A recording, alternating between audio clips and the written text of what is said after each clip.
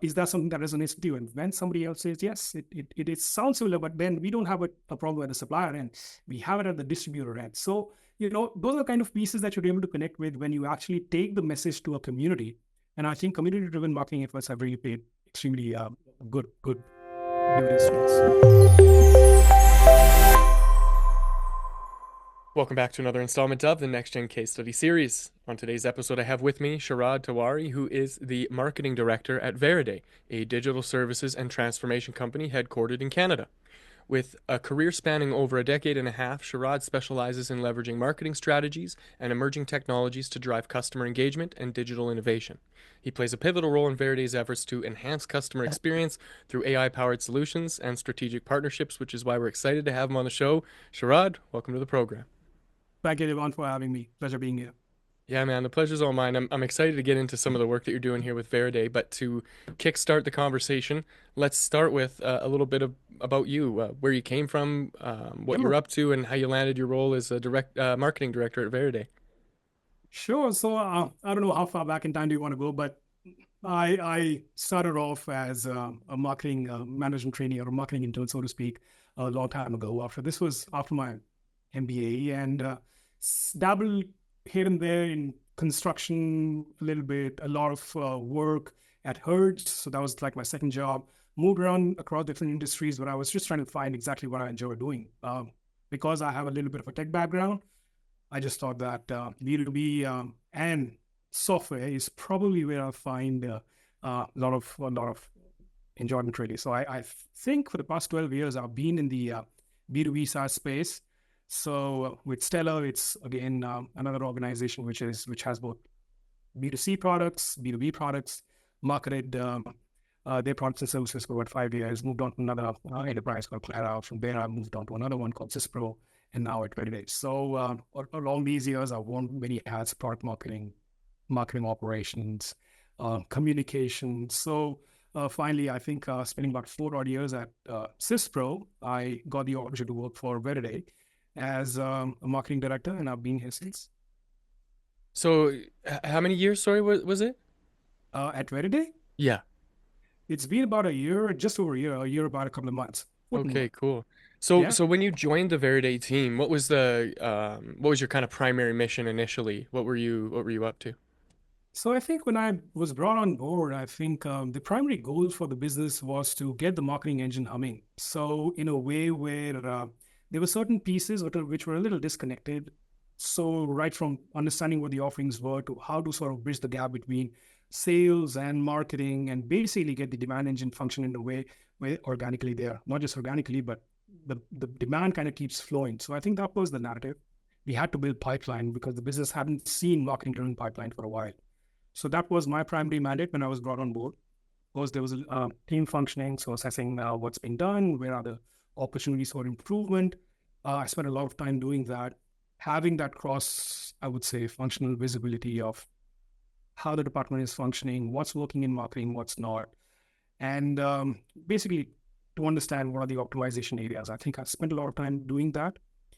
And since then, I would say, fast forward to 14 months, we're looking at about 46% of net new pipeline driven by marketing.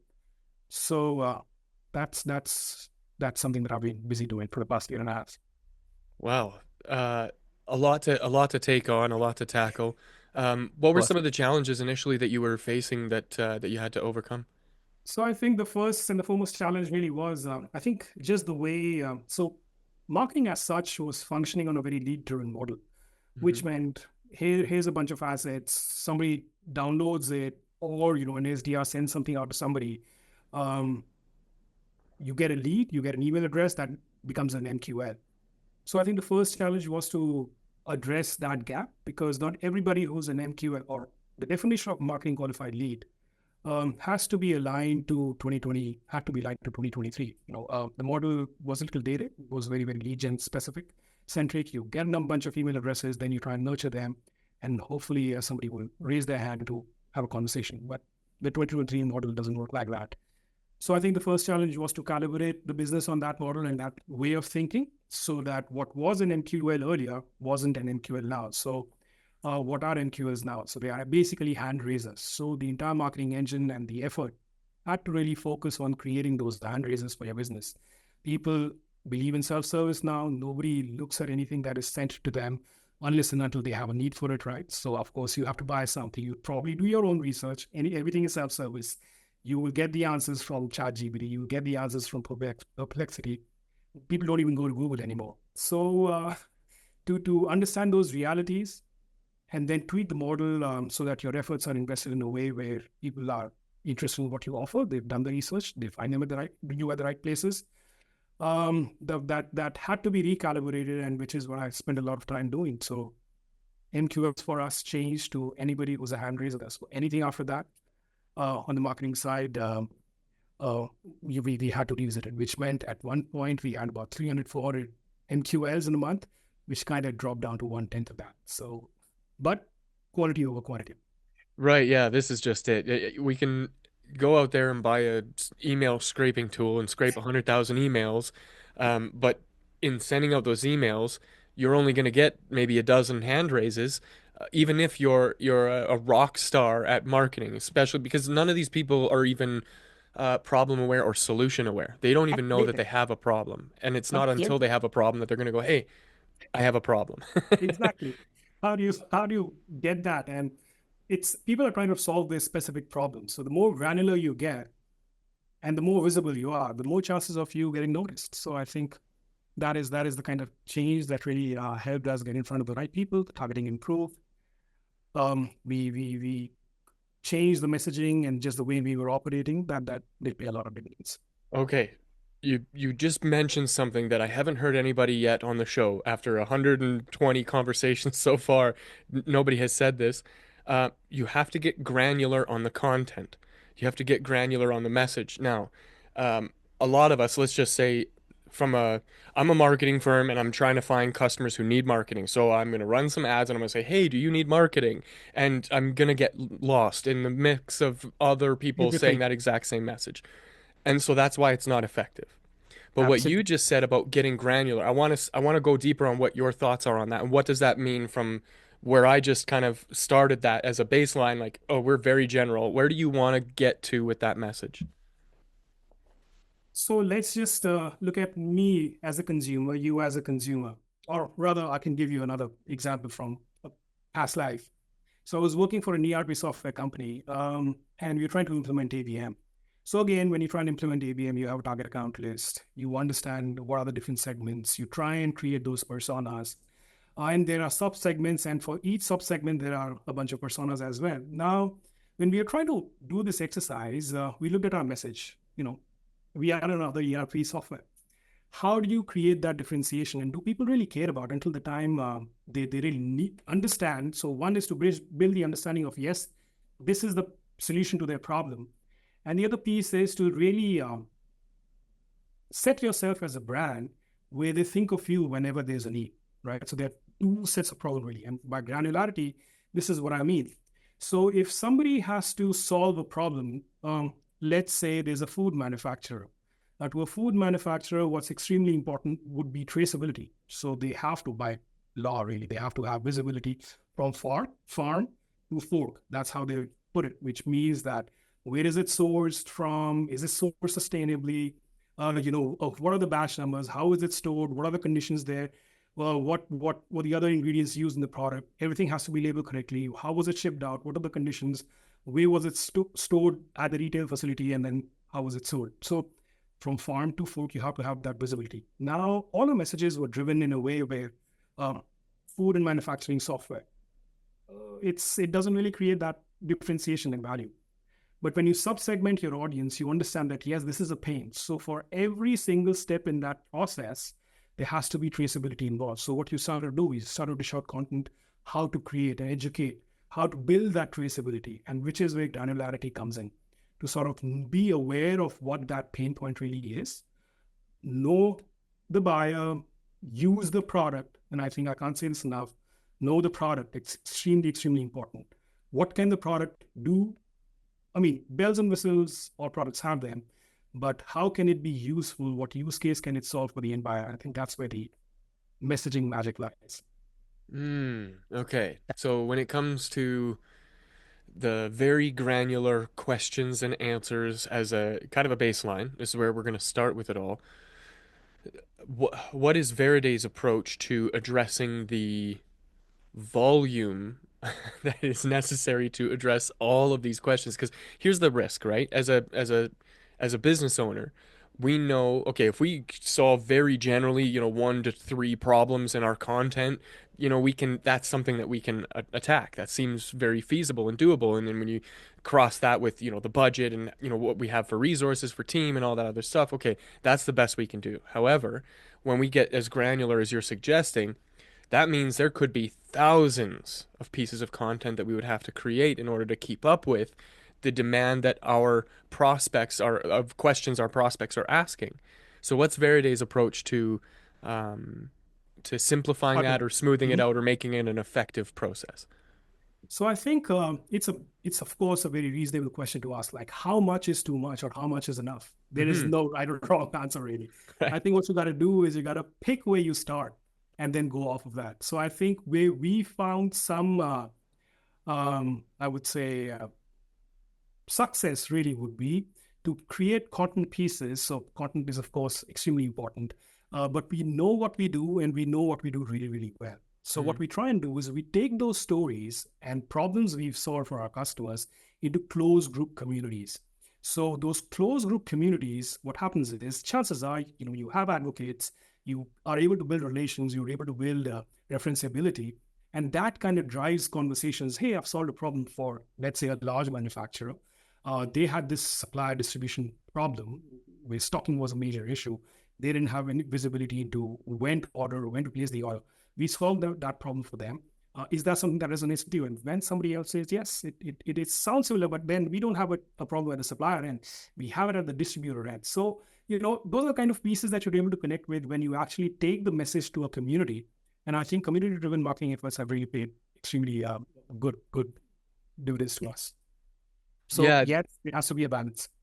right. Yeah. So to your point, it's not, hey, we need to climb the mountain in a day, because that's what Now, it seems like. It's more like, hey, let's pick a starting point. What's most likely to be, something that we can solve quickly, and then slowly chip away at that until you yes, kind of arrive. When I don't think you'll ever arrive, because the issue, right, is that we're constantly evolving, just generally. That's the human condition. So exactly. the software changes, the platforms change, the applications change, the business itself will change. And as we kind of navigate that, it's difficult to keep up with. But to your point, you don't have to climb the mountain in the day. So that's really valuable. To the other point, community based.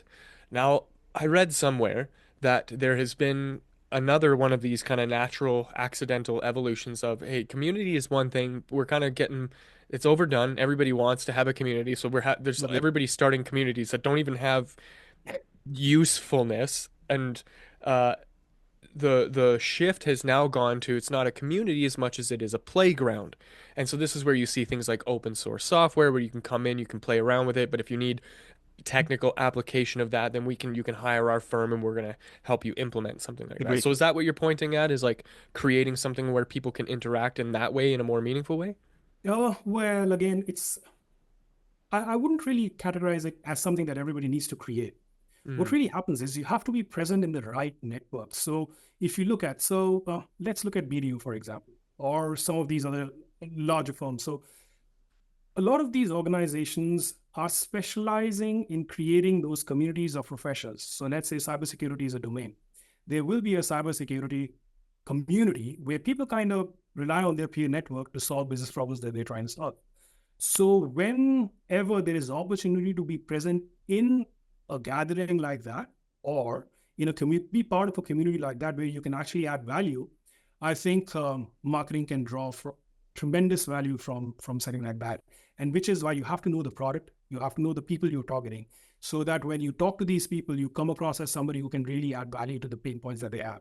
So if you come across as somebody who knows what they're talking about and knows the pain, I think you will be received so well, and that's where referenceability happens. So existing communities or professionals tap into that. I would totally recommend it. man, what a good point. Because a lot of yeah, and it's such a huge task to take on this idea of, oh, I have to go start a community, I have to create the infrastructure, and I have to go learn new technology to be able to, nurture that community and all this. And what you're suggesting, maybe, I think, if I'm not mistaken here, is that you don't have to be the one that creates the community. You just have to be a part of a community where you can bring value. Absolutely.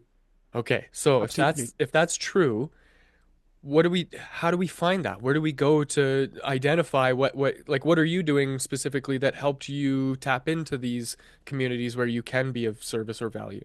Absolutely. So I think there are a couple of a few enterprises and organizations which are focused on creating these community events, for example. These could be virtual events as well as in person. We try and tap into those. I can give you an example.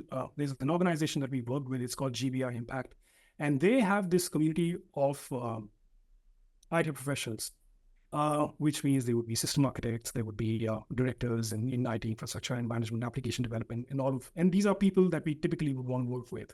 They of course have a cybersecurity domain as well, but that is not something that Veriday invests in a lot. But we're more on AI implementation, deployment, professional services management, customer experience management, that kind of stuff. So when we find a community that is coming together like that, we try and be part of it. And it's not salesy. It's definitely not salesy. So I think that's where the difference really lies. You have to come across as a partner and not really somebody who's trying to sell people stuff, because then the value of the community diminishes. So you have Mm. to understand that it's important to find such opportunities and engagement avenues to sort of prove your value and take, basically just be like a partner which can actually help solve problems that people face. So this gives us access to pain points. It helps us keep up with what are the problems that our prospects are learning to solve or trying to solve right now. So it gives us a vision of, okay, this is what they're trying to solve right now. Where do we need to be in our product creation or offering creation so that we can stay ahead and help some of our existing customers and, of course, bring in net new value to net new customers. So I have a story that I've told before on this show or maybe a different podcast, but I think it kind of helps establish this. So me and my girlfriend, she was working for the Salvation Army, and it was around Christmas time, and you know how they send out some of their volunteers to go and jingle some bells and collect donations. Well, when you do that, they give you a bucket of candy canes with very specific instructions to wait for somebody to put money in, and when they do, then you can reward them with a candy cane. And so, okay, yeah, that's fine. I get it. Protocol. This is how we do it. So I get out there. It was at a hockey game, so it's very busy. It's a lot of people. We're Yeah. standing there dressed up in Christmas. I had a Christmas suit on, and she was dressed up like an elf or something. And um, it was a struggle to get people to even make eye contact with us.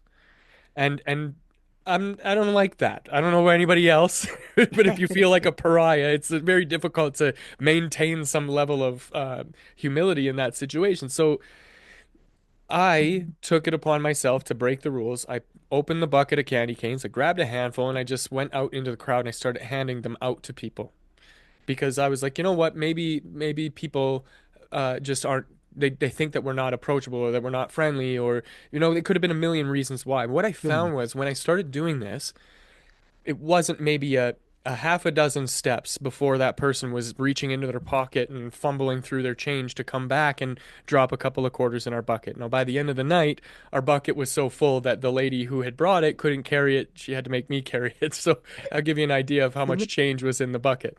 Yeah. And so this was a perfect illustration for me of the law of reciprocity of, hey, listen, I'm just here to provide smiles, make you guys have a good time. We're all at a hockey game, the kids are running around here, take a little treat and go on about your day. And people, because I was so generous, I suppose, wanted to also be generous people because it feels good to give. Absolutely. And I think this is one thing that I think you were pointing at, and I'll give you this one, or I'll give you the mic after this. The idea here is that if you are there genuinely providing value in a community, it is inevitable that people are going to want to work with you and give you their money and pay you for a good service. So all you Absolutely. have to do initially is establish that the proof that that's what you're there to do. Otherwise, it comes across like the message that is getting received is, I don't care about you, I care about what money you can give me. You're What are right. your thoughts on that, Sharad? No, I think bang on. You really created a nice narrative around this. It's spot on really, because the at the end of it, people buy from people they trust. Mm, So this whole exercise of being present and helping share knowledge and really genuinely caring about solving their problem, I think goes a long way in establishing that trust, because they would think of you anytime and every time that you can solve a problem for them. So again, the law of reciprocity is where this comes in. yeah, really powerful. So we're kind of coming to a close of our time together here. So I want to make sure that we cover all our bases. If we look forward into the future, what is Veriday aiming at? What are some of the big goals? What kind of plans are you putting together for the next year?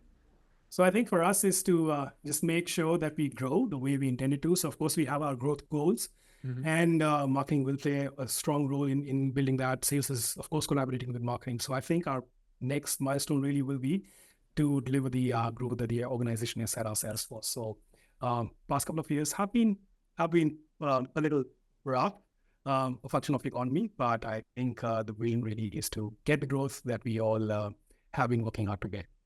And what sort of friction do you think you're going to face along the way? What sort of problems are you anticipating overcoming? So I think what we've been seeing, and that is something that we are, I wouldn't see this as a problem. I'm seeing this as an opportunity. Really, is we've been in a little bit of a lull, which meant the function of the economy is nobody has any money. People are spending a lot of money, uh, and the first place where something like this happens or budget cuts happen really typically is IT budgets, right? Where they get slashed. That's probably the first thing, and I think we've seen some of that. But as we come out of it in the next year or so, I think there's huge opportunity to capitalize on all the pent up demand that exists right now, and where it is kind of ready for it. Excellent. Um, so in closing here, I always like to ask a little bit of a side question in in exploration of trying to create some value here. If we could imagine somebody who's also out there up to it, trying to make a difference and trying to grow a business, but they're facing similar challenges, what sort of advice might you offer a person like that?